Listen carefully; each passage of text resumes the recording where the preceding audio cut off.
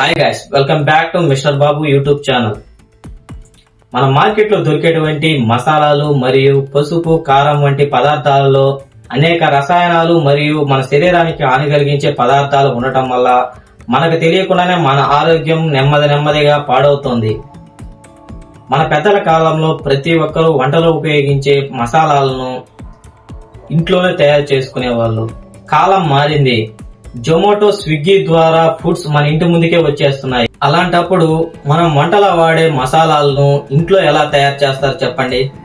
దీన్ని ఆసరాగా తీసుకునే కొంతమంది నాణ్యం లేని మరియు శరీరానికి హాని కలిగించే పదార్థాలను తయారు చేసి మార్కెట్లోకి తీసుకొచ్చి డబ్బు చేసుకుంటున్నారు. ఉదాహరణకు పసుపు మరియు కారం, అలాగే అనేక రకాల మసాలాలు మార్కెట్లో దొరుకుతున్నాయి. వీటిని మనం రుచి కోసం మరియు కలర్ కోసం అనేక విధాలుగా ఉపయోగిస్తున్నాము. కల్తీ అయినటువంటి మసాలాలను తినడం వల్ల మన